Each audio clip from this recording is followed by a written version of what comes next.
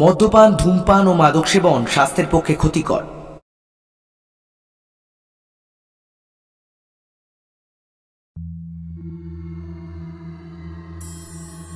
নমস্কার বন্ধুরা, আপনাদের রোমু রহস্য পডকাস্টে স্বাগত। আমি অর্পণ আছি আপনাদের সঙ্গে। আজ তারাদাস বন্দ্যোপাধ্যায়ের লেখা তারানাথ তান্ত্রিকের গল্প, তারানাথ তান্ত্রিক ও আত্মার প্রতিশোধ। শুরু হচ্ছে তারাদাস বন্দ্যোপাধ্যায়ের লেখা তারানাথ তান্ত্রিক ও আত্মার প্রতিশোধ।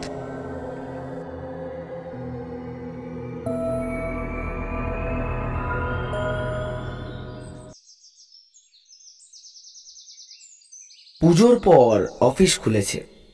10-12 দিন কুড়েমি করার পর কাজে আর মন বসে না। সকালে উঠে জোর করে অফিসের জন্য তৈরি হতে হয়। এতদিনেও বেশ পোক্ত চাকরিজীবী হতে পারলাম না। আমার বিশ্বাস, মানুষের জীবনটা প্রধানত অবকাশ যাপনের জন্যই। তবে অবসর সময় একটা কাজ করলে বা চাকরি করলে ক্ষতি নেই। কিন্তু বর্তমান পৃথিবীর দাবি এত বেশি যে চাকরি প্রধান হয়ে উঠেছে, অবকাশটা গৌণ। অথচ মানব সভ্যতার শ্রেষ্ঠ অবদান যেমন সাহিত্য, শিল্প, ভাস্কর্য, সবই তো অবকাশের ফসল।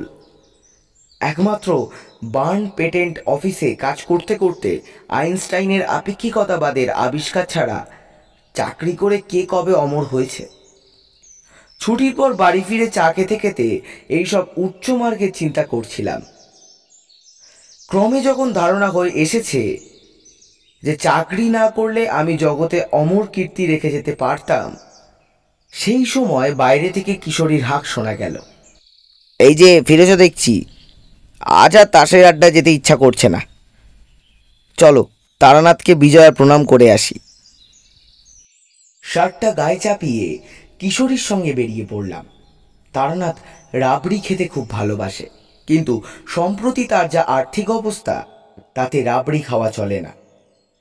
কিশোরী আর আমি পকেট হাতড়ে যা বের করলাম তা দিয়ে তালতলার চেনা হিন্দুস্তানি দোকান থেকে সেরখানেক রাবড়ি কিনে নেওয়া গেল।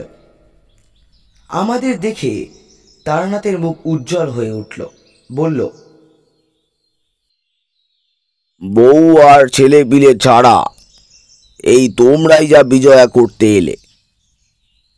এত যে জানাশোনা লোক ছিল, তারা গেল কোথায় বলো দেখি?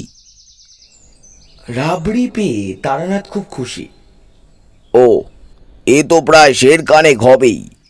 অনেক দিন পর পেট ভরে রাবড়ি খাবো। বসো তোমরা, চা বলে আসি। চা এলো, সঙ্গে নারকেল নাড়ু আর বাড়িতে ভাজা কুচো নিমকি। খাবার পর কিশোরী পকেট থেকে অবশ্যম্ভাবী পাশিংশোয়ের প্যাকেটটা বের করলো। সিগারেট ধরিয়ে তারানাথ চোখ বুজে মজ করে টান দিচ্ছে, এমন সময় কিশোরী বলল,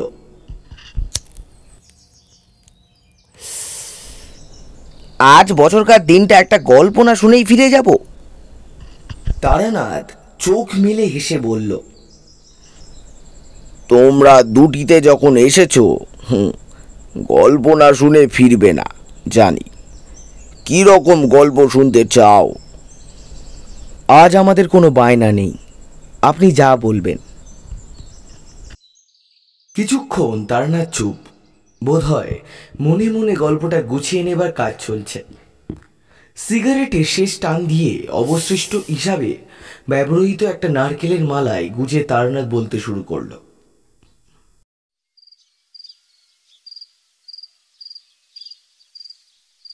বীরভূমে একটা রেল স্টেশনে প্ল্যাটফর্মে বসে আছি। গেও স্টেশন, সাহেবগঞ্জ লোকাল ধরে হাওড়া আসবো। তা সে ট্রেন শুনলাম 1.5 ঘন্টার লেট। কোথাও একটা খাবারের দোকানও নেই যে 1 কাপ চা খাবো। একটা বিড়ি ধরিয়ে পায়চারি করছি, দেখি প্ল্যাটফর্মের একেবারে শেষ প্রান্তে একটা ইটের পাজার উপর একজন বিশাল চেহারার লোক চুপ করে বসে আছে। পোশাক খুবই সাধারণ, খাটো ধুতির উপর একটা ফতুয়া গোছের জামা, পায়ে বহু পুরনো একজোড়া চটি, মাথায় অযত্ন ললিত ঝাঁকড়া চুল। কিন্তু লোকটার বসবার ভঙ্গিতে আর চোখের দৃষ্টিতে একটা আশ্চর্য ব্যক্তিত্বের ছাপ রয়েছে। বারবার তাকিয়ে দেখতে হয়। আমাকে অনেকক্ষণ একা কাটাতে হবে, কাজে আলাপ জমাবার উদ্দেশ্যে ইটের পাঁজার এক পাশে বসে জিজ্ঞাসা করলাম, সাহেবগঞ্জ লোকাল ধরবেন বুঝি? আমার দিকে না তাকিয়ে লোকটা বলল, হ্যাঁ। সে ট্রেন তো শুনলাম 1.5 ঘন্টা দেরিতে আসছে। হ্যাঁ। দুবার এরকম এক এক করে উত্তর দেওয়ার পর লোকটা এবার আমার দিকে তাকালো। বেশ বুদ্ধিদীপ্ত চোখে আমার আপাদমস্তক দেখে তিনি বললেন, গুরুর দর্শন লাভ ঘটেছে? হেসে বললাম, কি করে বুঝলেন? লোকটিও সামান্য হেসে বলল, হাত গুনতে হয় না, তোমার গেরুয়া রুদ্রাক্ষের মালা দেখি বলা যায় তুমি কোন পথের পথিক। আর গুরুর ব্যাপারটা, গুরুর কৃপা না পেলে চোখে জ্যোতি ফোটে না, তোমার চোখে সেই জ্যোতি রয়েছে। তুমি বলছি বলে রাগ করছো না তো? তুমি আমার চেয়ে অনেক ছোট। সবিনয়ে বললাম, না না, আমাকে আপনি তুমিই বলবেন। তা আমার বয়স কত মনে হয়? ভালো করে তাকিয়ে দেখে বললাম, বছর 50 হবে নাকি? আমার এই 72 চলছে, সামনের চৈত্রে 73 হবে। অবাক হয়ে বললাম, বলেন কি? তা কি করে হতে পারে? আপনার তো একটা চুলো পাখিনি দেখছি। পাকবেও না, যেদিন যাবার হবে এইভাবেই চলে যাব। আমি উঠে তার পায়ের ধুলো নিয়ে বললাম, আপনি নিশ্চয়ই সিদ্ধ পুরুষ, অনেক ভাগ্যে আপনার দেখা পেলাম, আমাকে আশীর্বাদ করুন। লোকটি সজ্জন আমি পায়ে হাত দিতে গিয়ে সংকুচিত হয়ে বললেন, আরে আরে, পায়ে হাত দিচ্ছ কেন? আমি সিদ্ধ পুরুষ টুরুষ কিছুই নই রে ভাই, নিয়মিত প্রাণায়াম করি, তাতেই শরীরটা তৈরি হয়ে গিয়েছে আর কি। জরার আক্রমণ কিছুদিন ঠেকিয়ে রাখতে পারবো। ইটের বাজার ওপর লোকটার পাশে জমিয়ে বসলাম। একটু একটু করে আলাপও হয়ে গেল। তার নাম বিশ্বেশ্বর ভট্টাচার্য, লোকে বিশু ঠাকুর বলে ডাকে। এককালে মুর্শিদাবাদের কোনো এক গ্রামে বাড়ি ছিল, এখন কিছুই নেই। এই রকম ঘুরে ঘুরে বেড়ান, কোথাও কোনো বটতলা বা মন্দিরে আশ্রয় নেন। সাধু সন্তের প্রতি গ্রামের মানুষের আকর্ষণ চিরকালের। তারা দেখতে এসে কলা মূলো যা দেয় তাতেই একটা পেট চলে যায়। জিজ্ঞাসা করলাম, এখন যাচ্ছেন কোথায়? উনি একটু চুপ করে থেকে বললেন, বেশি দূর নয়, এই কয়েকটা স্টেশন পরেই আমার এক গুরু ভাইয়ের বাড়ি। একসঙ্গে দীক্ষা নিয়ে দুজনে কিছুদিন সাধনা করেছিলাম। পরে সে অবশ্য বিয়ে থা করে সংসারী হয়ে যায়। ধানের ব্যবসা করে কিছু টাকাও করেছিল, সেটাই তার কাল হলো শেষ অবধি। নড়ে বসে বললাম, কি রকম? বিশু ঠাকুর বললেন, আমার সেই বন্ধু রাম রাম ঘোষাল দিন 10-12 আগে খুন হয়েছে। সে কি খুন? কেন? রাম রামের কিছু টাকা পয়সা হয়েছিল, এ খবর অনেকেই জানত। নিজের বসত বাড়ি থেকে একটু দূরে বাঁশ জারের পিছনে রাম রাম একখানা ঘর তুলেছিল। সেখানে রাত্রিরে গিয়ে সাধন ভজন করার চেষ্টা করত। গৃহ হয়েও এই অভ্যাসটা ছাড়তে পারিনি। এই ঘরেই মাটির মেঝেতে টাকা পুঁতে রেখেছিল রাম রাম। তাকে মেরে মাটি খুঁড়ে সব কিছু নিয়ে চলে গিয়েছে। সে কি, কে করলো এ কাজ? বিশু ঠাকুর বললেন, জানি না, তবে যে করেছে তাকে শাস্তি পেতেই হবে। যে কাটায় পাপ সেই কাটায় শোধ, বুঝলে? ঠাকুরের গলার স্বরে একটু অবাক হলাম। এ শুধু প্রিয় বন্ধুর অক্ষম হাহাকার নয়, এ কথার পিছনে দৃঢ় এক প্রত্যয় লুকিয়ে রয়েছে। কিন্তু অজ্ঞাত হত্যাকারীর বিরুদ্ধে বিশু ঠাকুর কি বা করতে পারেন তা বুঝলাম না। তা তুমি কোথায় চলেছ? কোথাও না, মানে কোনো ঠিক নেই আর কি। বাড়িতে ভালো লাগে না, তাই ঘুরে ঘুরে বেড়াই। আর সাধু সন্ন্যাসী দেখতে পেলে তাদের সঙ্গ লাভের চেষ্টা করি। এই যেমন এখন ইচ্ছা করছে আপনার সঙ্গে থাকি। বিশু ঠাকুর প্রথম হাসলেন, বললেন, আমার সঙ্গে থাকতে চাও? বেশ, চলো, আমার কোনো আপত্তি নেই। খাওয়া দাওয়া কিন্তু আমার যা জুটবে তোমারও তাই, আবার নাও জুটতে পারে। চলবে তো? আমার অভ্যাস আছে। আমার সংক্ষিপ্ত উত্তরে বিশু ঠাকুর একবার আমার মুখের দিকে তাকিয়ে দেখলেন, তারপর বললেন, চলো তাহলে। অখ্যাততর একটি স্টেশনে নেবে মাইল ছয় কেটে গোর সন্ধেবেলায় রামরাম ঘোষালের গ্রামে পৌঁছানো গেল। বিশু ঠাকুর আগে দু একবার এই গ্রামে এসেছেন। তিনি হন হন করে হেঁটে গ্রামের বাইরের শেষ প্রান্তে একটা বড় আটচালা বাড়ির সামনে দাঁড়ালেন। মাঝখানে উঠোন ঘিরে গায়ে গায়ে লাগা অনেকগুলো ঘর। উঠোনে তুলসী মঞ্চ, ঘরে ঘরে আলো জ্বালার উদ্যোগ ঘিরে চলেছে। কয়েকটি শিশুর কলরব শোনা যাচ্ছে, কিন্তু সব মিলিয়ে বাড়ির পরিবেশে একটা শোকের বিষণ্ণতা পরিব্যাপ্ত হয়ে আছে। বিশু ঠাকুর আমার হাত ধরে উঠোনে এসে দাঁড়ালেন। গৃহস্বামী এসে অতিথিকে আপ্যায়ন না করলে অতিথির পক্ষে দাঁড়িয়ে থাকাটাই বড় অস্বস্তিকর হয়ে পড়ে।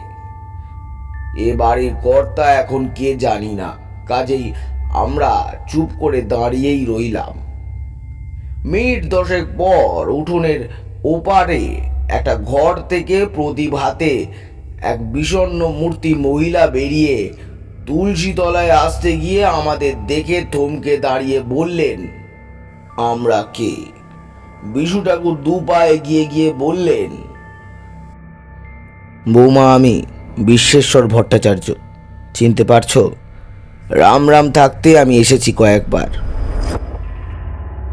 মহিলাটি এক মুহূর্ত নীরব থাকার পর চিৎকার করে কেঁদে উঠলেন। তার কান্নার শব্দে চারদিকের ঘর থেকে এতক্ষণে অনেকে বেরিয়ে এলো। বেশ কিছুক্ষণ একটা মিশ্র কোলাহল চলবার পর আমরা দাওয়ায় বসবার আসন পেলাম। 1 ঘন্টা পর বিশু ঠাকুর এসেছেন শুনে গ্রামের অনেকে জড়ো হয়েছে রামরাম ঘোষালের বাড়ি। তালপাতার চাটাইতে বিশু ঠাকুর বেশ যত্ন আত্মি পাচ্ছে। রামরামের ছোট ভাই শিবরাম চোখের জল নিয়ে হাত জোর করে দড়া গলায় বলছে, ঠাকুর মশাই, কে কাজ করেছে জানি না, কিন্তু যেই করুক সে ভুল করেছে। দাদা আমার শিবতুল্য মানুষ ছিলেন, ব্যবসা করতেন বটে, কিন্তু টাকা কড়ির উপর কোনো লোভ ছিল না। কত লোকের পাওনা ছেড়ে দিয়েছেন, কত লোকের কন্যাদায় উদ্ধার করেছেন। এ অঞ্চলে সবাই জানতো বিপদে পড়ে রাম ঠাকুরের কাছে গেলে খালি হাতে ফিরতে হবে না।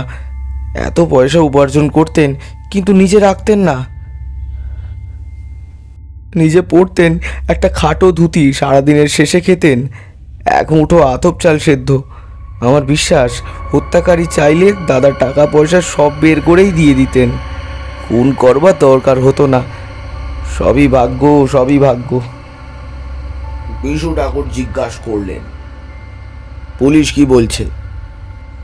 শিবরাম উত্তর দেওয়ার আগেই ভিড়ের মধ্যে থেকে একজনকে বলে উঠল, পুলিশ বরাবর যা বলে। খুনের পরের দিন সকালে খবর দেয়া হয়েছে, পুলিশ এসেছে বিকালে। কি ঝামেলা ভাবুন তো। আবার দারোগা বলে দিয়েছিলেন পুলিশ পৌঁছানোর আগে যেন মৃতদেহ সৎকার না করা হয়। সেই দেহ নিয়ে পরের দিন রাত 12টা অবধি সবাই বসে। এদিকে পুলিশের কি হম্বিতম্বি, গ্রাম শুদ্ধ লোককে ফাঁসি দেয় আর কি। তারপর পুলিশও চলে গেল, সব কিছু মিটে গেল। ফুনিয়া ধরা পড়ল কই? বিশু ঠাকুর বিষণ্ণতা মাখানো গলায় বললেন, ঠিকই, পুলিশের অপদার্থতা আর কারোর জানতে বাকি নেই। খুনিকে তারা ধরতে পারবে বলে আমারও বিশ্বাস হয় না। আহা, রামরাম এমন বেঘরে মারা যাবে স্বপ্নেও ভাবিনি। না, এ খুনের কিনারা কিছুতেই হবে না। আমি একটু অবাক হয়ে বিশু ঠাকুরের মুখের দিকে তাকালাম। এই আজই কয়েক ঘন্টা আগে উনি জোর দিয়ে বলেছেন খুনিরা শাস্তি পাবেই, আবার এখন বলছেন হত্যার কিনারা হবে না। ব্যাপারটা কি? কিন্তু বিশু ঠাকুর সত্যিই যেন কেমন হতাশ হয়ে হাল ছাড়া ভঙ্গিতে বসে রয়েছেন, মুখে শোকের ছায়া। আসলে বন্ধুর মৃত্যুতে বুড়ো মানুষ হয়তো রেগে গিয়ে ওইসব কথা তখন বলেছিলেন। সত্যি তো, কি করে আর এখন ধরা যাবে হত্যাকারীকে? একজন দীর্ঘ দেহ শ্যামবর্ণ লোক ভিড়ের থেকে একটু আলাদা হয়ে দাওয়ার এক প্রান্তে বসে সবার কথা শুনছিল। গ্রাম্য মানুষদের থেকে তার ব্যক্তিত্বকে কিছুটা আলাদা করে বোঝা যায়। অন্য সবাই বেশিরভাগ খালি গায়ে এসেছে, কেবল এই লোকটার গায়ে হাফহাতা নীল শার্ট। এসব শহরে দাস লোকটা পেল কোথা থেকে? তাই ভাবছি এমন সময় লোকটা বলে উঠল, খুনের কিনারা হবে না বলছেন? ভাবলেও খারাপ লাগে। রামজাটার মতো লোক, তার খুনির শাস্তি না হলে তার আত্মার শান্তি পাবে না। কিছুই কি করার নেই? সেই কথার উত্তর না দিয়ে বিশু ঠাকুর লোকটার দিকে তাকিয়ে প্রশ্ন করল, তুমি কে? লোকটি যেন একটু থতমত খেয়ে বলল, আগে আমি হরিপদ। রামের ভাইপো? আগে না, ওনাকে ছোটবেলা থেকেই আমি জ্যাঠামশাই বলে ডাকি। উনি আমার বাবার বন্ধু ছিলেন। কতবার এসে তো তোমাকে দেখেছি বলে মনে হয় না, হরিপদ বলল। ঠিকই, আমি মাঝে প্রায় 15 বছর গ্রামে ছিলাম না, বাইরে চাকরি করতাম। সম্প্রতি ফিরে গ্রামে বসেছি। চাকরি ছাড়লে কেন? বিশু ঠাকুরের জেরায় লোকটা স্পষ্টত বেশ অস্বস্তি বোধ করছে। সে বলল, শরীরটা ভালো যাচ্ছে না, চাকরির ধকল পোষালো না। শরীর একটু ভালো বোধ করলে হয়তো আবার চলে যাব। বিশু ঠাকুর তাকে আর কোনো প্রশ্ন করল না। উপস্থিত ব্যক্তিদের মধ্যে একটু মাতব্বর শ্রীদাম ঘোষ বলল, হ্যাঁ, ঠাকুর যখন এসেছেন এদের বাড়িতে একটু সস্তায়ন করে দিয়ে যান। অপঘাতটা হলো তো, বাড়ি ঠান্ডা হবে ক্ষণ। সে হবে, কর্তব্য করব বলেই তো এসেছি। আবার ঠাকুরের দিকে তাকিয়ে দেখলাম, ভারী অদ্ভুত মানুষ তো। সেই দৃঢ় প্রত্যয়ের সুর ফিরে এসেছে গলায়। কর্তব্য, কি কর্তব্যের কথা উনি বলছেন? কিন্তু আমাকে বেশি ভাবতে না দিয়ে বিশু ঠাকুর হঠাৎ দাঁড়িয়ে উঠে বললেন, চলো দেখি তোমরা, রামের সেই চালঘর কোন দিকে, একটু দেখে আসি জায়গাটা। গ্রামে যেমন হয় পুরো ভিড়টা আমাদের সঙ্গে চলল। বাড়ির পেছনের ঘন বন জঙ্গলের মধ্যে দিয়ে একটা সরু পথ চলে গিয়েছে। সেটা ধরে বেশ কিছুটা যাওয়ার পর মৃত রাম ঘোষালের সাধন পিঠে এসে পৌঁছালাম। সামান্য খানিকটা জায়গা পরিষ্কার করে মজবুত চাল ঘর তোলা রয়েছে। মাটির সিঁড়ি বেয়ে উঠে প্রথমে সরু দাওয়া, তারপর ঘর। দরজা খোলা, হা হা করছে। এখানে কয়েকদিন আগেও একজন রীতিমতো জীবন্ত মানুষ বসে ঈশ্বরের আরাধনা করত। এখনো তার রক্তের দাগ মাটির মেঝেতে লেগে রয়েছে। এইসব ভেবে মনটা উদাস হয়ে গেল। হাসি মুখে যে লোকটা দুপুরের ভাত খেয়েছে, ভোরে সূর্য প্রণাম করেছে, ভবিষ্যতের স্বপ্ন দেখেছে, সে জানতো না পরের দিন সকালে এই পৃথিবীটা তার কাছে অনেক দূরের হয়ে যাবে। এইটুকুই তো মানুষের জীবন, নিতান্ত অনিশ্চিত। এরই মধ্যে কত ঈর্ষা ও বিদ্বেষ, পার্থিব ভোগ্যবস্ত্র অধিকার করে রাখার প্রাণপণ প্রচেষ্টা। কি সার্থকতা এর?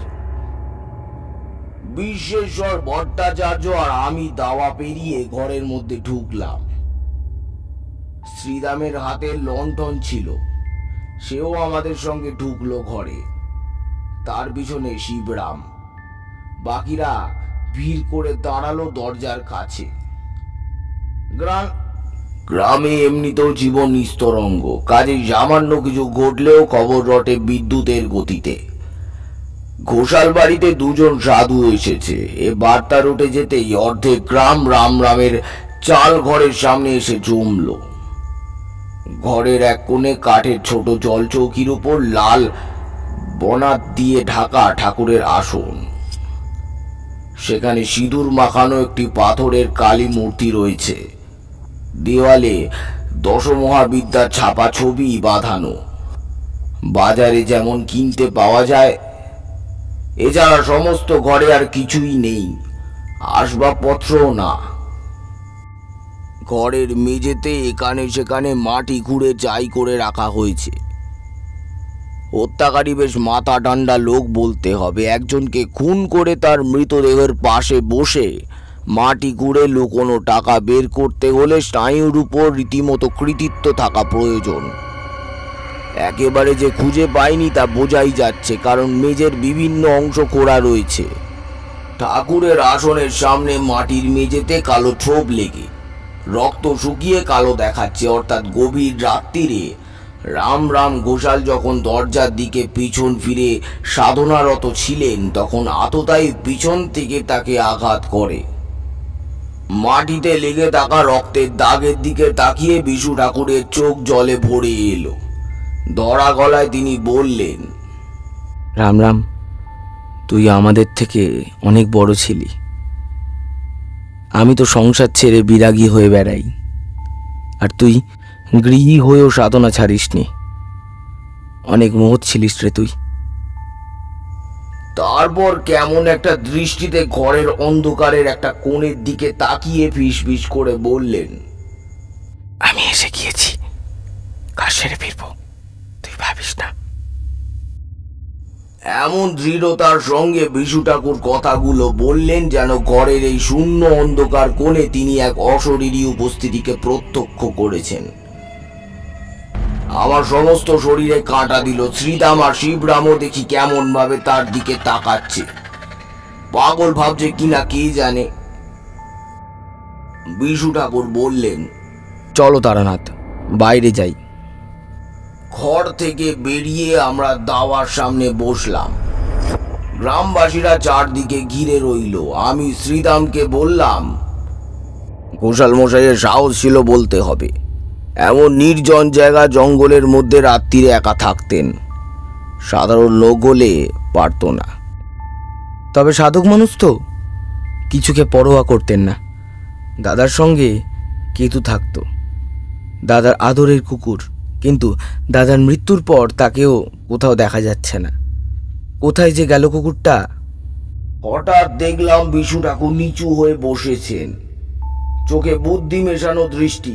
বললেন, আচ্ছা, কেতু কি দেশি কুকুর? আগে বিলেতি কুকুর আর এই গ্রামে আমরা কোথায় পাচ্ছি বলুন? তবে দেশি কুকুর বলে তাকে কেউ অবহেলা করতে সাহস পেত না।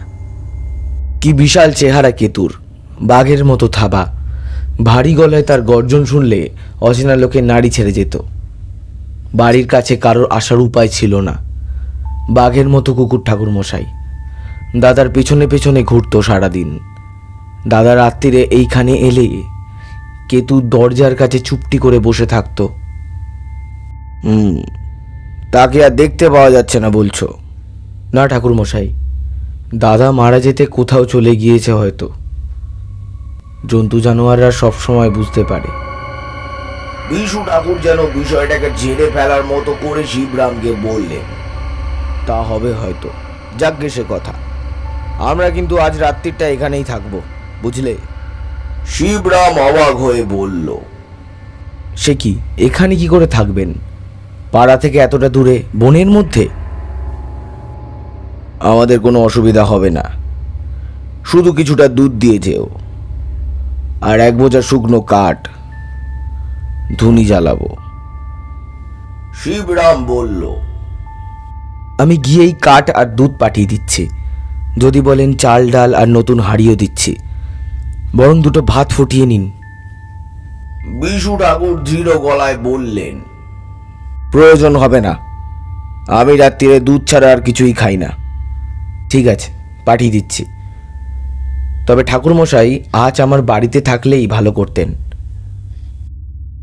আমার এরকম বাইরে থেকেই অভ্যাস, কারোর বাড়িতে থাকলে ঘুমাতে পারবো না। তাছাড়া ভয় কি? এখান থেকে চেঁচিয়ে ডাকলে তো তুমি শুনতে পাবে, তাই না? আগে হ্যাঁ। তবে ঠিক আছে, কাল আমরা চলে যাব। একটা রাত এখানেই কেটে যাবে।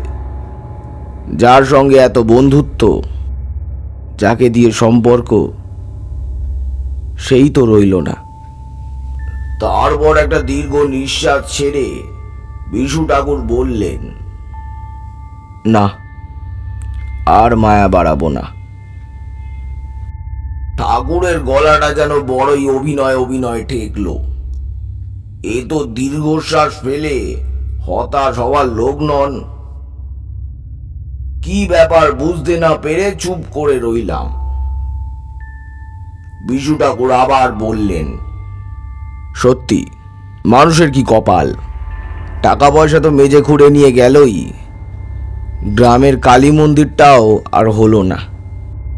বীরের মধ্যে সামান্য গুঞ্জন চলছিল, হঠাৎ তা থেমে গেল। সবাই নতুন কথা শুনে বিশু ঠাকুরের মুখের দিকে তাকিয়ে আছে। শ্রীদাম ঘোষ বলল, আগে এ কালী মন্দিরের কথাটা কি বললেন? ঠিক বুঝলাম না তো। কেন তোমরা জানো না?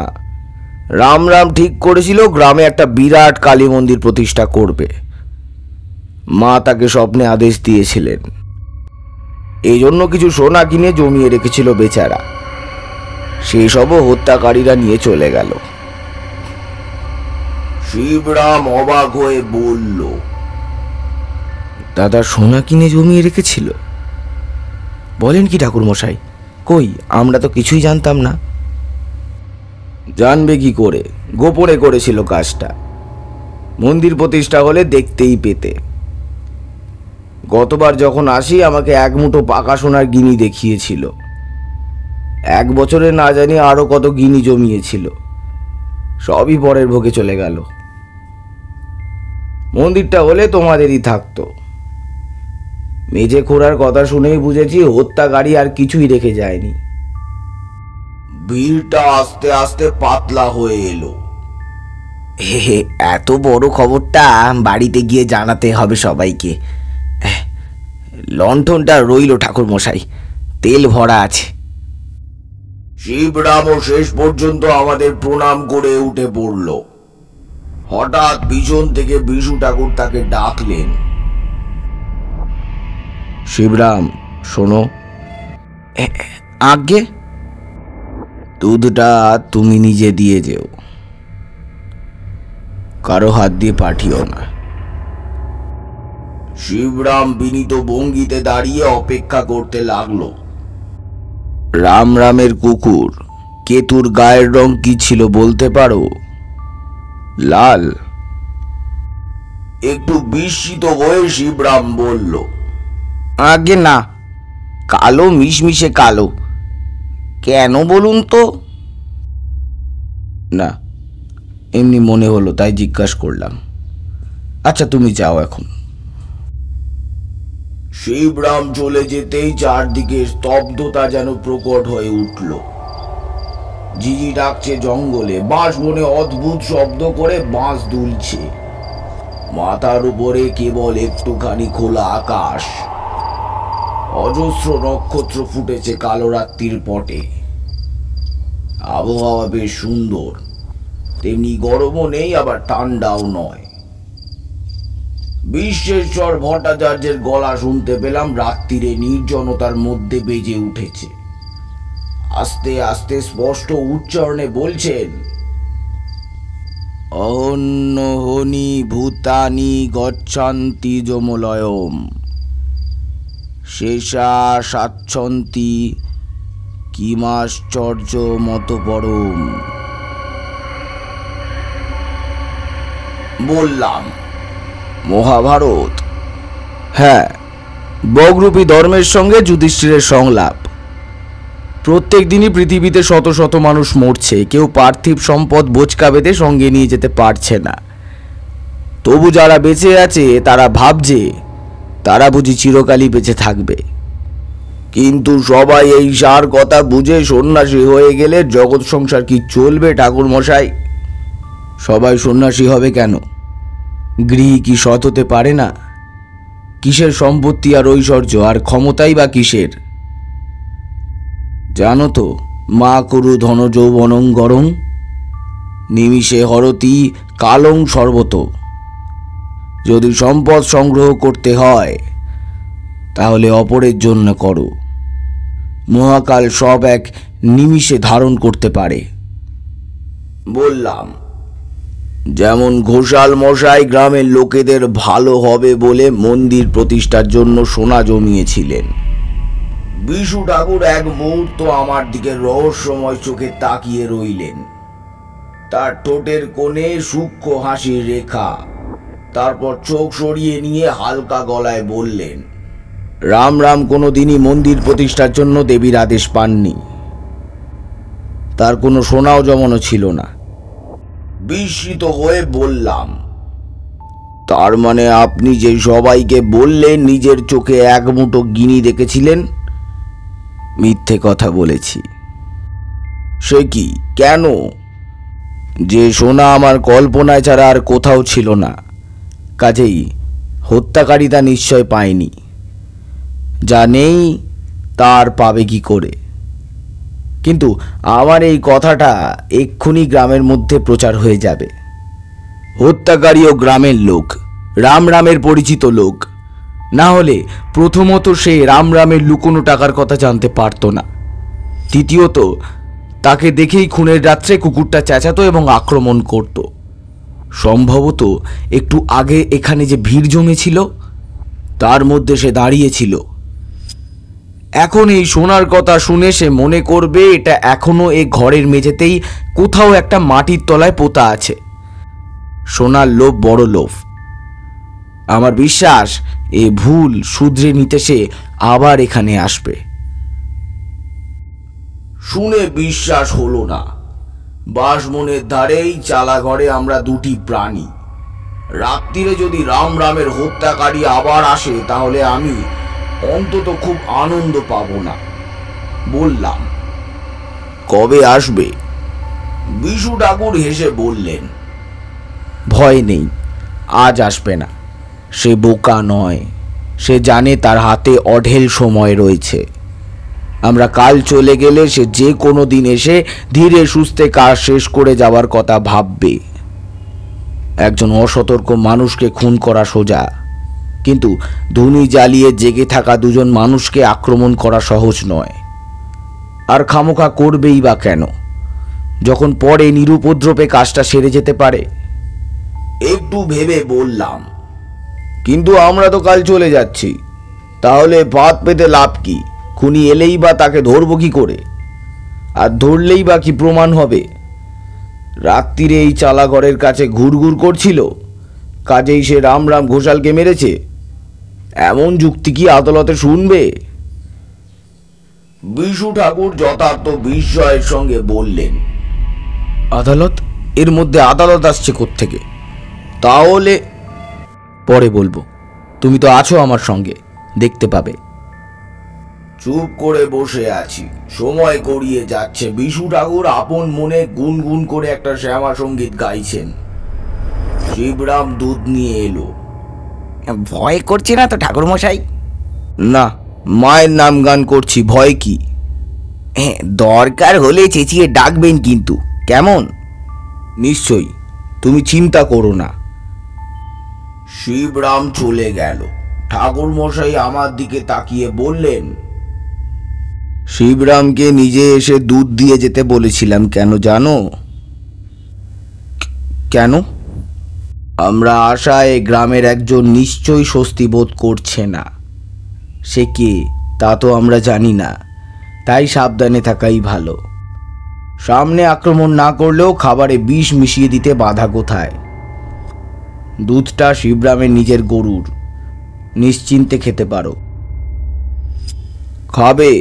খাও। শিবরাম তার দাদাকে খুন করেনি। কি করে বুঝলেন? আমি বুঝতে পারি।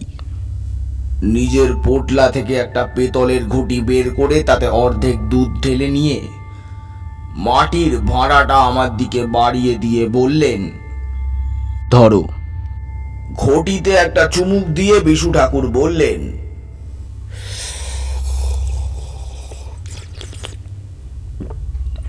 যে অন্যায় করে তার মনে সব সময় ভয় থাকে। এই বুঝি ধরা পড়লাম।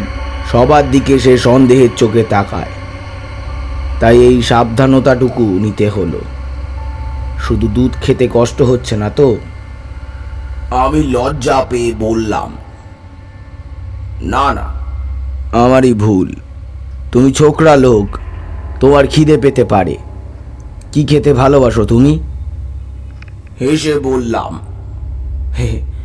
আমার এখন কিছু না হলেও চলবে, তবে একটু আগে মনে পড়েছিল ছোটবেলায় গ্রামের বিরিঞ্চি মামার দোকানে মাখা সন্দেশের কথা।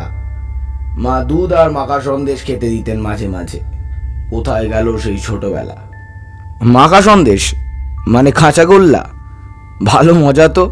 আজই বিকালে তোমার সঙ্গে দেখা হওয়ার একটু আগে খানিকটা মাখা সন্দেশ কিনেছিলাম রাত্রিরে, আর কিছু না জুটলে খাবো বলে। আর তুমিও কিনা পৃথিবীতে এত জিনিস থাকতে মাখা সন্দেশই খেতে চাইলে? দাঁড়াও। বিশু ঠাকুর পোটলার মধ্যে হাত ঢুকিয়ে একটা শাল পাতা ঠোঙা বের করে আমার হাতে দিলেন। ঠোঙার ভেতরে অনেকখানি কাঁচা গোল্লা।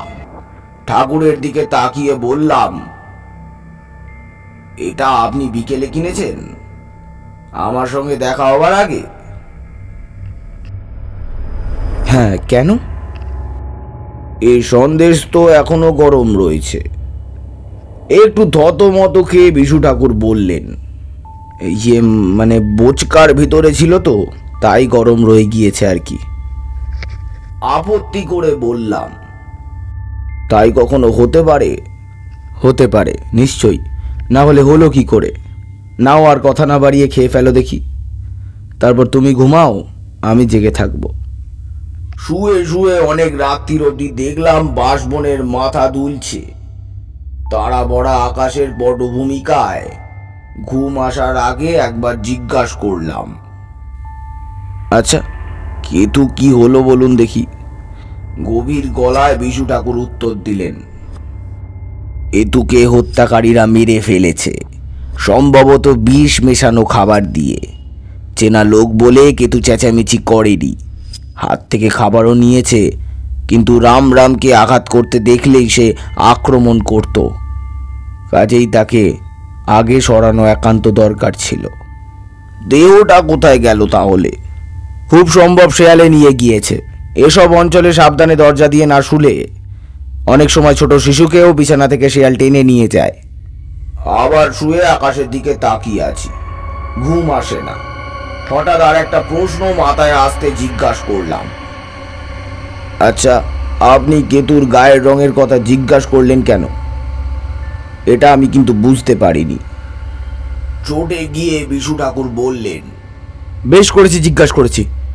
কেবল প্রশ্ন করে, ঘুমাও না কেন বাপু? ঠাকুরকে আর না গাটিয়ে বিনা বাক্য ব্যয় পাশ ফিরে শুয়ে পড়লাম। সারা রাত স্বপ্ন দেখলাম কিন্তু ল্যাজ নাড়তে নাড়তে বিশু ঠাকুরের হাত থেকে মাখা সন্দেশ খাচ্ছে। পরের দিন সকালে আমরা শিবরামের কাছে বিদায় নিয়ে চলে এলাম। সে আমাদের আরো কয়েকটা দিন থাকার জন্য বিস্তার অনুরোধ করেছিল, কিন্তু বিশু ঠাকুর রাজু হলেন না। তার নাকি কি কাজ আছে, আজই শিউরি রওনা হতে হবে। থাকার কোনো উপায় নেই, বরং পরে কয়েকদিন এসে থাকবে। শিবরাম, শ্রীরাম ঘোষ ইত্যাদি অনেকেই গ্রামের সীমানা পর্যন্ত আমাদের এগিয়ে দিয়ে গেল। স্টেশনের কাছে একটা নির্জন জায়গায় এসে বিশু ঠাকুর দাঁড়িয়ে পড়লেন। আমার দিকে তাকিয়ে বললেন, তারানাথ, এখন আমি যা বলছি খুব মনোযোগ দিয়ে শোনো। আমরা শিউরি যাচ্ছি না, আমরা আজ এখানেই থাকব। আজকের দিনটা, তারপর রাত্রিরে আবার গ্রামে ফিরে যাব। অবাক হয়ে বললাম, তার মানে এই, আমরা চলে গিয়েছি মনে করে রামের খুনি আজই রাত্রিরে আমাদের পেতে আসা ফাঁদে পা দেবে। অত সোনা মাটির তলায় পড়ে আছে জেনে সে শান্তিতে ঘুমাতে পারবে না। মানুষের চরিত্র যতদূর বুঝেছি তাতে আমার দৃঢ় বিশ্বাস আর দেরি নেই। আজ রাত্রিই সে আসবে। তাকে ধরতে গেলে এই চালাঘরের পাশের জঙ্গলে আমাদের লুকিয়ে বসে থাকতে হবে। কিন্তু এ কাজ কি আমাদের দুজনের দ্বারা সম্ভব? খুনির হাতে তো অস্ত্রও থাকতে পারে। তাছাড়া আগে যা বলেছিলাম, কাউকে ধরলেও সে খুন করেছে তা প্রমাণ করা যাবে না। ধরবার সময় দু একজন সাক্ষীও থাকা ভালো। তা সব ব্যবস্থা হয়েছে। আমরা রওনা হওয়ার আগে বাড়ির মেয়েরা প্রণাম করতে চায় বলে শিবরাম আমাকে অন্দরমহলে নিয়ে গেল না? তখনই শিবরামকে আমি সমস্ত কথা খুলে বলেছি। শিবরাম, তার দুজন জোয়ান ছেলে আর বাড়ির কয়েকজন কৃষাণ আজ রাত্রিরে না ঘুমিয়ে তৈরি হয়ে বসে থাকবে। আমাদের ডাক শুনেই তারা দৌড়ে চালাঘরে চলে এসে হাজির হবে। আপাতত দিনের বেলাটা আমরা স্টেশনেই কোথাও ঘাপটি মেরে কাটিয়ে দিই। এসো। এরকম একটা খুনোখুনির ব্যাপারে আমার জড়িয়ে পড়তে ইচ্ছা করছিল না। আবার ঘটনাটা শেষ দেখার জন্য নিদারুণ কৌতূহল ছিল, ফলে থেকেই গেলাম। ভালো সিদ্ধান্তই নিয়েছিলাম, কারণ এর ফলে জীবনের এক অন্যতম আশ্চর্য অভিজ্ঞতা আমার লাভ হয়েছিল। প্ল্যাটফর্মের শেষ প্রান্তে কয়েক বস্তা পাটের পিছনে বসে আমরা দিনটা কেটে গেল। সন্ধ্যা নামতে বিশু ঠাকুর উঠে গিয়ে স্টেশনের বাইরে মুদিখানা থেকে কিছু চিড়ে আর গুড় কিনে নিয়ে আমাকে দিলেন। বললেন, নাও, তোমার আর রামের বাড়ি হয়ে যাবার কোনো দরকার নেই। গ্রামের লোকে দেখে ফেলবে। একেবারে সোজা ওই চালাঘরের পূব দিকে। আশেপাশে ওরা ঝোপের পিছনে বসে থাকে। ভয় নেই, আমি সময়ের মতো পৌঁছে যাব। সে কি, আপনি আমার সঙ্গে যাবেন না? না, দুজনে একসঙ্গে গেলেই লোকের নজরে পড়বার সম্ভাবনা। তুমিও সোজা পথে গ্রামে ঢুকো না। গ্রাম ছাড়িয়ে চলে গিয়ে পিছনে রামবাগান দিয়ে চালাঘরের কাছে চলে যেও। তারপর আমার মুখের দিকে তাকিয়ে বললেন, আরে, তুমি ভয় পাচ্ছ নাকি? শোনো, বিশ্বেশ্বর ভট্টাচার্য যাকে বলেছে ভয় নেই, তা সত্যিই কোনো ভয় নেই। যাও। লোকটা জাদুগরি ব্যক্তিত্ব আছে। আমি একলা যেতে রাজি হয়ে গেলাম। অন্ধকারে অচেনা পথে 6 মাইল হাঁটতে সময় লাগে। রাম ঘোষালের চালাঘরের পূব দিকে আসছে ওরা ঘনঝোপের পিছনে যখন গুছিয়ে বসলাম, তখন বেশ রাত হয়ে গিয়েছে। অন্তত পল্লী গ্রামে একেই রাত বলে। দূরে কোথাও সংকীর্তন হচ্ছিল, ক্রমে তাও বন্ধ হয়ে গেল। বাঁশঝাড়ে মাটির উপরে পড়ে থাকা শুকনো বাঁশ পাতার উপর দিয়ে মাঝে মাঝে খসখস করে কি যেন যাতায়াত করছে। তাছাড়া আর কোথাও কোনো শব্দ নেই। চুপ করে বসে আছি, কিন্তু কিছুই না করে কতক্ষণ বসে থাকা যায়? রাত কত হলো কে জানে। বিশু ঠাকুরই আসছে না এখনো। আমাকে একরকম বিপদের মুখে ঠেলে দিয়ে তার কি এত দেরি করা উচিত? মশা কামড়াচ্ছে বেশ, কিন্তু পাছে শব্দ হয় সেই ভয়ে চাপড় দিয়ে মশা মারতে পারছি না। হাত নেড়ে নেড়ে তাড়াচ্ছি। নিজের উপর বেশ রাগও হচ্ছে। জীবনে অনেক কিছু করেছি বটে, কিন্তু কখনো একজন অচেনা হত্যাকারীকে ধরবো বলে রাত্রির বেলা সাপ কোপের ভয় উপেক্ষা করে মশার কামড়ে অতিষ্ঠ হয়ে ঝোপের আড়ালে বসে থাকিনি। এইভাবে বহুক্ষণ কেটে যাওয়ার পর আমার সত্যিই খুব ভয় করতে লাগলো। ব্যাপারটা কি? স্টেশন থেকে 6 মাইল পথ হেঁটে আসতে যতক্ষণই লাগুক, এত দেরি হওয়ার কথা নয়। বিশু ঠাকুরের কি হলো? আমার কাছে ঘড়ি না থাকলেও আন্দাজ করতে পারছি রাত অনেক হয়েছে। একা এইভাবে বসে থাকা বিপজ্জনকও বটে। উঠে শিবরামের বাড়ির দিকে চলে যাব কি? কিন্তু ধরা যাক আমিও উঠলাম আর ওদিক থেকে রাম ঘোষালের হত্যাকারী এসে হাজির হলো। সেটাই বা কি এমন সুকর ব্যাপার হবে? তার চেয়ে বরং চুপ করে এইভাবে বসে থাকাই ভালো। যদি বিশু ঠাকুর না আসেন, অথচ রামের হত্যাকারী এসে উপস্থিত হয়, তাহলে সে সমস্ত ঘরের মেঝে থেকে উঠোন অবধি খুঁড়ে ফেললেও আমি চেঁচাবো না। তখনও জানি না আমার জীবনে এক আশ্চর্য অভিজ্ঞতার মুহূর্ত কত কাছে এসে গিয়েছে। নাকের ফুটো একটা মশা ঢুকে পড়ার হাঁচি এসেছিল। প্রাণপণে হাত মুঠো করে চোয়াল শক্ত করে সজোরে হেঁচে ফেলবার ইচ্ছা দমন করবার চেষ্টা করছি, এমন সময় আমি যেখানে বসে আছি তার উল্টো দিক দিয়ে, অর্থাৎ বাঁশ বাগানের পাশের জঙ্গল ঠেলে সন্তর্পণে কার আসবার আওয়াজ পেলাম। হাঁচি আপনি বন্ধ হয়ে গেল। বিশু ঠাকুর এলেন কি? কিন্তু তিনি এলে আমি যে পথে এসেছি সেই পথেই মাঠের মধ্যে গিয়ে ঘুরে আসবেন, নয়তো শিবরামের বাড়ি থেকে সুরিপত্তা ধরে আসবেন। কিন্তু ও রাস্তায় নয়, ওটা তো গ্রামের ভেতর থেকে আসবার রাস্তা। রাম রাম গোশালের চালাঘরটা অন্ধকারে স্তূপের মতো দাঁড়িয়ে রয়েছে। জঙ্গল ভেদ করে তার পাশে ফুটে উঠল একটা ছায়া মূর্তি, বেশ লম্বা মতো, হাতে সম্ভবত একখানা শাবল। লোকটা সন্দিগ্ধভাবে এদিক ওদিক তাকাচ্ছে। আমি যেভাবে যেখানে বসে আছি তাতে আমাকে দেখতে পাওয়া সম্ভব নয়, কিন্তু প্রচণ্ড ঝুঁকির কাজে প্রবৃত্ত হলে মানুষের স্নায়ু এক ধরনের বিশেষ সংবেদনশীলতা লাভ করে। তাই দিয়ে লোকটা হয়তো অনুভব করেছে আজ রাত্রে এই জায়গায় তার পক্ষে নিরাপদ নয়। ততক্ষণে আমি লোকটাকে চিনে ফেলেছি। হরিপদ কি নৃশংসতা মানুষ টাকার লোভে করতে পারে! বাবার বন্ধুকে হত্যা করতে তার হাত কাঁপেনি, আবার আজ এসেছে সোনার লোভে। হরিপদর মনোবল বোধহয় ভেঙে পড়ল। ইতস্তত করে সে ফিরে যাওয়ার উদ্যোগ করেছে। আমার চুপ করে দেখে যাওয়া ছাড়া গত্যন্তর নেই।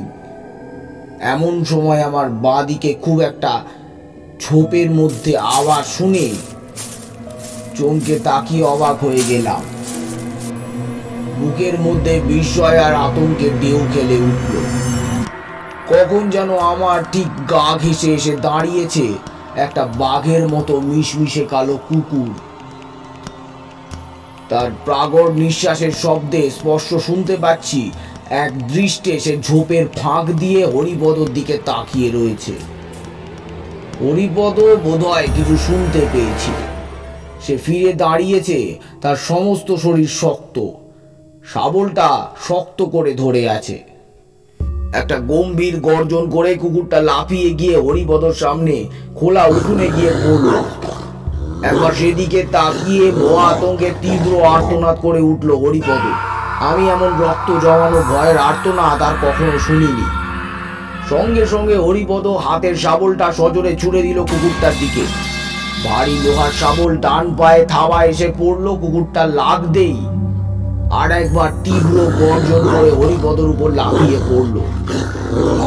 হরিপদের দিকে কাদের গলার আওয়াজ শোনা যাচ্ছে, বেশ অনেক মানুষের গর্জন।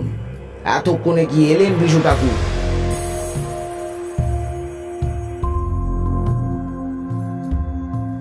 আমি ততক্ষণে উত্তেজনায় আড়াল ছেড়ে বেরিয়ে এসেছি। কেন জানি বুঝতে পেরে গিয়েছি হরিপদকে আর ভয় করবার কোনো কারণ নেই। শিবরামের গলা শোনা যাচ্ছে, ভয় নেই ঠাকুর মশাই, এই যে আমরা এসে পড়েছি। এদিকে উঠোনে মাটিতে পড়ে দুহাত দিয়ে আত্মরক্ষার ব্যর্থ চেষ্টা করছে হরিপদ। কি এক অপার্থিব আতঙ্ক দেখে যেন তার নিজের পেশির উপর সব কৃতিত্ব চলে গিয়েছে। তার বুকের উপর শরীরের ঊর্ধ্বাংশ চাপিয়ে দিয়ে গলায় দাঁত বসবার সুযোগ খুঁজছে কুকুরটা। ডান থাবা দিয়ে ঝরঝর করে রক্ত পড়ছে, সেদিকে তার কোনো ভ্রুক্ষেপ নেই।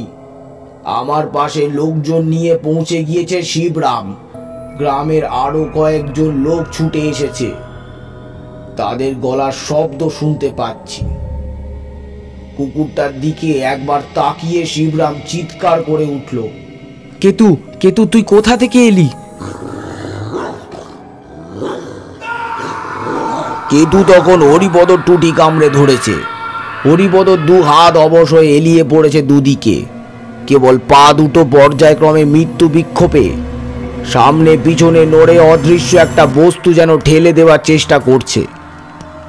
শ্রীদাম ঘোষ সহ গ্রামের আরো অনেক এসে পড়েছে। বিস্তারিত চোখে উঠোনে ভয়াবহ দৃশ্যর দিকে তাকিয়ে আছে। শিবরাম বলল, কিন্তু লোকটাকে হরিপদ না? বললাম, হ্যাঁ। এতক্ষণে সম্বিত ফিরে পেয়ে শিবরামের কিষানেরা লাঠি উঁচিয়ে তাড়া করে গেল। কেতু সরে গিয়ে মুখ তুলে তাকালো একবার। তার কষ বেয়ে গড়াচ্ছে তাজা রক্ত। তারপরেই এক লাফে কেতু পাশের ঝোপে পড়ে মিলিয়ে গেল। শোনা গেল শুকনো বাঁশ পাতার উপর তার পায়ের শব্দ দূরে মিলিয়ে যাচ্ছে। কিষানেরা যখন দড়াদড়ি করে হরিপদর দেহ রাম রাম ঘোষালের চালাঘরে দাওয়া এনে রাখলো, তখন সে দেহে আর প্রাণ নেই। শিবরাম বলল, শেষে হরিপদ এই কাজ করলো? দাদা ওকে নিজের ছেলের মতন ভালোবাসতেন। আমি জিজ্ঞাসা করলাম, ঠাকুর মশাই কোথায়? তিনি তো আপনার সঙ্গেই ছিলেন, আপনার সঙ্গেই থাকবার কথা, আপনি জানেন না? বিশু ঠাকুর আর এলেনি না। পরের দিন সকালে আমিও স্টেশনের দিকে বেরিয়ে পড়লাম। আর থেকে কি হবে? পুলিশে খবর দেয়া হয়েছে, এবার তাদের কাজ তারা করবে। কোনো মামলাও বোধহয় হবে না। অন্তত 30 জন গ্রামবাসী ঘটনাকে নিজের চোখে দেখেছে। পাগল কুকুরের আক্রমণে জৈনিক গ্রামবাসীর মৃত্যুর কারণ। মামলা আর কি হবে? কিন্তু কেতু এলো কোথা থেকে? উত্তরটা পেলাম বিশু ঠাকুরের সঙ্গে দেখা হবার পর। তিনি পরম প্রশান্ত মুখে প্ল্যাটফর্মের চায়ের দোকানে বসে গরম চা খাচ্ছিলেন। আমাকে দেখে বললেন, এই যে তারানাথ, এসো, চা খাবে? আমার আর কালকে যাওয়া হলো না, বুঝলে। তুমি চলে যাওয়ার পর বললে বিশ্বাস করবে না, ঘুমিয়ে পড়েছিলাম। এক ঘুমে একদম রাত কাবার। জেগে দেখি ভোর হয়ে এসেছে। ভাবলাম আর এতটা পথ হেঁটে কি হবে। তুমি নিশ্চয়ই এসে পড়বে সকালে। তা কি হলো বলো রাত্রিরে? খামোকা জাগতে হলো তো? নিতান্ত গা জ্বালা করার সত্ত্বেও সমস্ত ঘটনা তাকে বললাম। তার বিশেষ কোনো ভাব পরিবর্তন হলো বলে মনে হলো না। চায় শেষ সুমুখ দিয়ে পেয়ালা নামিয়ে রাখতে রাখতে বললেন, যা, শেষ অবধি হরিপদর এই কাজ। বেটা একেবারে নরাধম, ঠিক শাস্তি হয়েছে। আপনি বলেছিলেন কেতু মারা গেছে। ভুল বলেছিলাম, বেঁচে আছে তো দেখাই যাচ্ছে। যাকগে, ট্রেনের প্রথম ঘন্টা পড়েছে, টিকিট কাটোগে, যাও।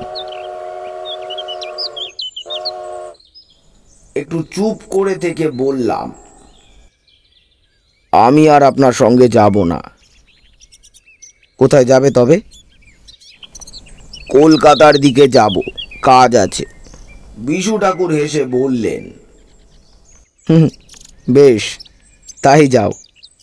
আমাকে ট্রেনে তুলে দাও অন্তত, তোমার গাড়ির তো দেরি আছে। গাড়িতে তুলতে গিয়ে খেয়াল করলাম বিশু ঠাকুর খোঁড়াচ্ছেন।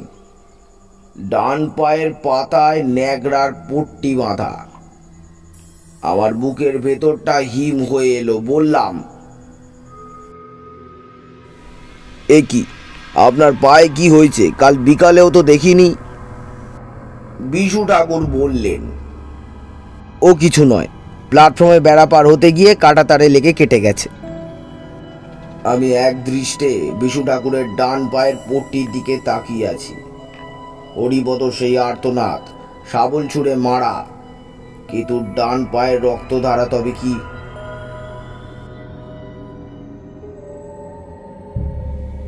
ট্রেন ছেড়ে দিল। জানলার দিকে মুখ বাড়িয়ে বিশু ঠাকুর আমার দিকে হাসি হাসি মুখে তাকিয়ে আছেন। সেই শেষ, আর তার সঙ্গে কোনোদিনও দেখা হয়নি।